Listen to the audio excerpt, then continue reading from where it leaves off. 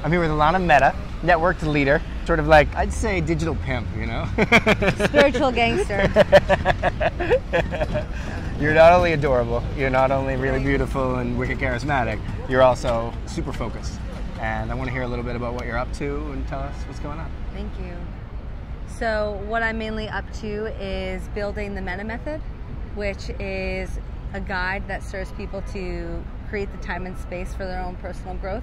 So I use dance as a mechanism to really get us to experience our intentions put into action and seeing how we can use that to scaling inward and developing ourselves and community from there. And then from there, watching ourselves scale out externally. Beautiful. Yeah. So do you have currently like in-person coaching developed? But that's not the main focus. Right now I'm about to start the Wanderlust tour. So I'm going around all summer. I'll be teaching, facilitating dance movement workshops, performing, guiding meditations, and it's really breaking down the elements of fire, water, earth, and air, and seeing how we are the time and space that connects all of those elements all the time, and just empowering ourselves back of, you know, our natural way in nature through dance. Badass. Yeah, and really just like all creativity. But my way of my Meta Method is through dance, and to recognize that dance is a universal language. Everything that we do, this body is responding with something else, and the way we move through life is a dance. So one of my newest quotes is, once we realize our life is a dance, we get to listen to our favorite playlist. Beautiful, very beautiful. I got one. So Thanks. One of the reasons I had you here today was to really share your wisdom with the crowd, with the hive mind, if you will. Okay. So networked leaders are seeking to find out, how did you build your network? What are 3 tidbits of wisdom you could leave people today? 3 ways that I have built my network are starting with myself and knowing who I am. So I believe that I am network, therefore I recognize my responsibility in network. So it is really important to know what I am offering to a group of people, personally and on a larger scale. So I can find the people that I resonate with, knowing that what I'm attracted into them is what I'm attracted in myself, and then connecting from there. So 1, knowing myself. 2nd, following the good vibes, the good music, the big dance floors, because I feel like if we know ourselves, we then know what we like and don't like. So therefore, if we're finding ourselves in beautiful environments with some wonderful music, you are resonating with yourself, therefore I can find people that I want to network with based on them going after the things that they want in their life based on knowing who they are. And then the 3rd thing would be, once you discover those things, is how are you then connecting those, your internal confidence from your external expression of that? Are you being clear with that? So being in your integrity, clear communication, and yeah, so those are how I find my networks. Cool, right Yeah. on, thank you. Mm-hmm. Question 2. So if you're going to push your boundaries of your network, you know, you have a really great Burning Man following, really great festival scene following, a lot of people respect you in the dance community. What would you do? Do you have a product you want to offer? Do you have community involvement projects you want to push forward? What's a great vision It's a great question, because I can't help but see all of these festivals as white people parties. Okay. And it's real, because there's, you know, you need to have a certain type of financial means to participate in these beautiful self-expression, creativity containers that are festivals and events that are happening. And I really think it's amazing, because you get to experience art and science coming together in these experiences that really empower people to open up. And what I would love to see is challenge the Burning Man community and the festivals. Is we put in so much time into giving, right? It's a giving community, and I feel like we're so attached to the giving that we're receiving rather than just giving without needing anything back. So I would love to see the community come together and give all the money that we'd spend on Burning Man or something like that, and focus on a very intense, tragic event that may have happened in the world, and bringing all of our energy to that, whether that's cleaning up an oil spill or purifying a water system, or, you know, the avalanches that just happened in Nepal and the earthquakes. Like, imagine if we used that community and went there and then used our services of bringing Burning Man to them, and then being in that raw, radical self-expression in the fucking real world. Rock on, girl. That is awesome. I'll join. Yeah. So, really great vision. Love it. Third question. Yes. Could you see an entire networked economy happen?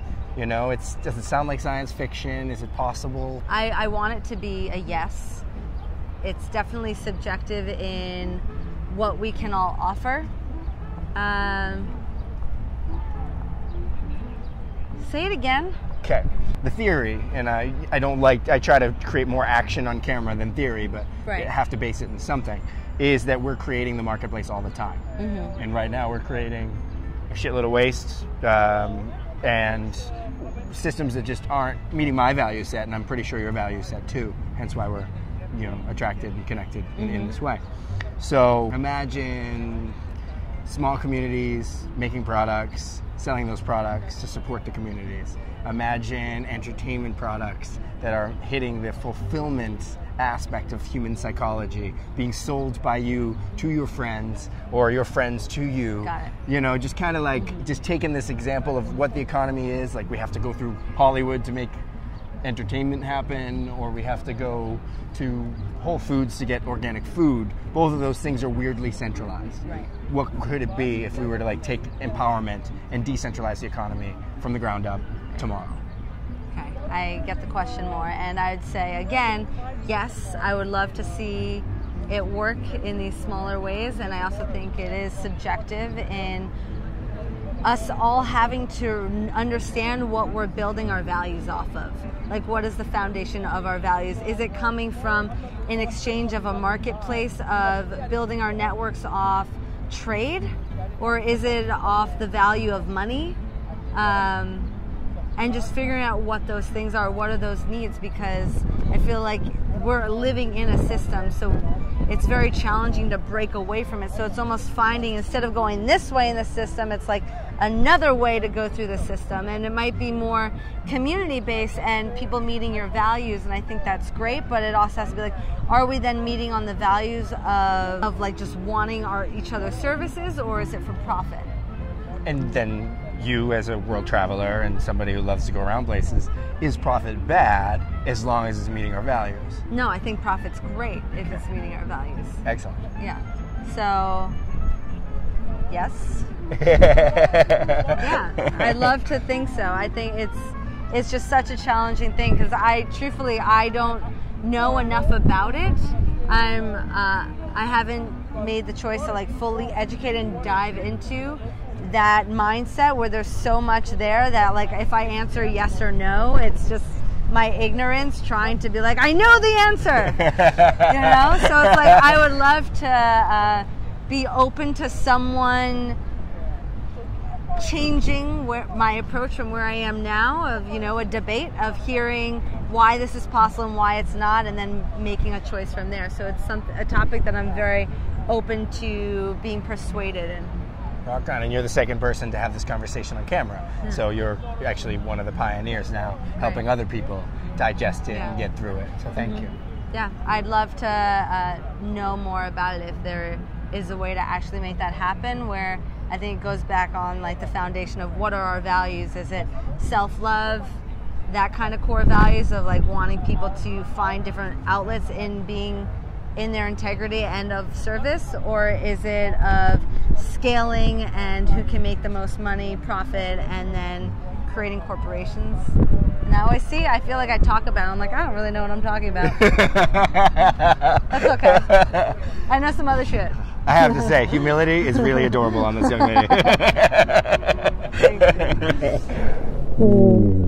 To like continue the conversation, if there was a place, like a marketplace where people could go, where it was super simple for everybody, and it could simplify everything. It's like, what do you need? And it's right here, like an Amazon type thing, where you plug in what you want, and like there is a place that is more doing something that you could get in a larger corporation, but they're doing it in a more sustainable, local kind of way.